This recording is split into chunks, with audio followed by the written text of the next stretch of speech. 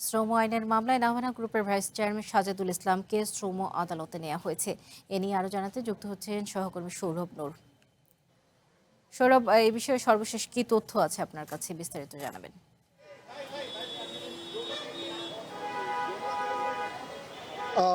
গতকাল রাতে পুরো মাঝরাতের পর থেকে শেষ রাত পর্যন্ত কিন্তু একটি নাটকীয় এবং চাঞ্চল্যকর সময়ের মধ্য দিয়ে গেছে তেজগাঁও থানা পুলিশের যে আইন শৃঙ্খলা বাহিনীর সদস্যরা তাদের।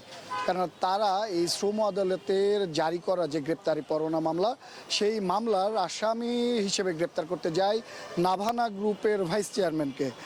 এই সাজেদুল ইসলাম শুভ্র এই ভাইস চেয়ারম্যানের নিজ বাসা বনানী, সেখানে যাওয়ার পরে তাদেরকে আটকে থাকতে হয় দীর্ঘ সময়। বলা যায় যে পুরো রাত তাদের সাথে এক পর্যায়ে তাদের যে বাকবিতণ্ডা হয় যে রাতে কোনোভাবেই তারা গেট খুলবেন না, তাদেরকে সকালে যেতে। কিন্তু আইন শৃঙ্খলা বাহিনীও তাকে গ্রেপ্তার করার জন্য সকাল পর্যন্ত সেখানে অপেক্ষা করেন এবং তারপরে সকালের দিকে তাকে গ্রেপ্তার করে প্রথমে নিয়ে যান তেজগাঁও শিল্পাঞ্চল থানায়।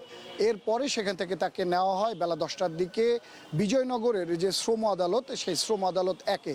এই শ্রম আদালত একে আগেই তারই গ্রুপ প্রতিষ্ঠানের একজন কর্মচারীর করা মামলায়, যেখানে মজুরি মামলা বলা হচ্ছে, এই মজুরি মামলায় মোট 7 জনকে আসামি করা হয়। সেই 7 জনের মধ্যে একজন অন্যতম আসামি হিসেবে দেখানো হয় এই নাভানা গ্রুপের ভাইস চেয়ারম্যানকে। এছাড়াও আরও 7 জনের মধ্যে 3 জন কিন্তু এই গ্রেপ্তারি পরোয়ানা জারি হওয়ার পরে তারা নিজেরাই নিজ থেকে আত্মসমর্পণ করেছিল পুলিশের কাছে গতকালকে।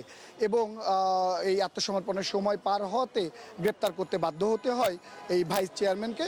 সর্বমোট 4 জনকে আনা হয়েছিল আজকের এই শ্রম আদালতে এবং তাদেরকে ইজলাসে তোলার পরে রায়ে জামিন আবেদন করেন বাদীপক্ষের আইনজীবী এবং সেখান থেকে আদালত জামিন মঞ্জুর করেন এবং জামিন মঞ্জুর করে ভাইস চেয়ারম্যান সাজেদুল ইসলাম শুভ্র সহ 4 জনেরকে জামিনে ছেড়ে দেন এবং তাদের বিরুদ্ধে যে আনিত অভিযোগ যে মজুরি আইনের মামলা, যে একটি প্রভিডেন্ট ফান্ডের টাকাকে কেন্দ্র করে এখন পর্যন্ত যেটি জানা গেছে, সেই টাকাটি তাদেরকে ফিরিয়ে দেওয়া বা যে নিয়ম অনুযায়ী তাদের গ্রাহকের কাছ পর্যন্ত পৌঁছে দেওয়ার তাদেরকে সময় দেওয়া হয় এবং আলটিমেটাম দেওয়া হয় আদালতের পক্ষ থেকে।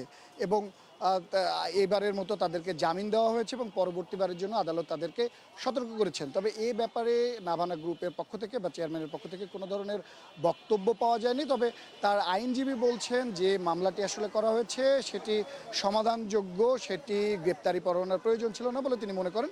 তবে বাদী পক্ষ বলছেন যে বারবার তাদেরকে সময় দেওয়া হয়েছে, এ নিয়ে আলোচনা করা হয়েছে, কিন্তু কোনোভাবেই যেহেতু সেটির সমাধান হচ্ছিল না, তাই শ্রম আদালতে মামলা এবং আদালত এক পর্যায়ে তাদের বিরুদ্ধে এই গ্রেপ্তারি পরোয়ানা জারি করে এবং দ্রুতই সেই সমস্যাটির সমাধান হবে বলেও কিন্তু প্রত্যাশা করছেন উভয় পক্ষ এবং আদালতের তরফ থেকেও কিন্তু সে ধরনের নির্দেশনা বাদী এবং বিবাদী দুজনকেই করা হয়েছে।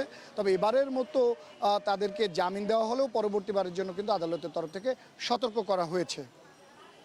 শ্রম আদালত থেকে ইতিমধ্যে এই রায় ঘোষণার পরে কিন্তু যে মূল আসামি বা অন্যতম একজন আসামি যিনি আলোচনা এসেছেন নাভানা গ্রুপের ভাইস চেয়ারম্যান, তাকে এখান থেকে সরিয়ে নেওয়া হয়েছে। এই মুহূর্তে বাকি 3 জন এখনও ভেতরে অবস্থান করছেন। তারাও হয়তো যেহেতু আদালতের রায় পড়া শেষ হয়েছে তারা বের হয়ে যাবেন। তবে এই পর্যন্তই শ্রম আদালত থেকে সর্বশেষ এই মামলা। সৌরভ, আপনাকে ধন্যবাদ।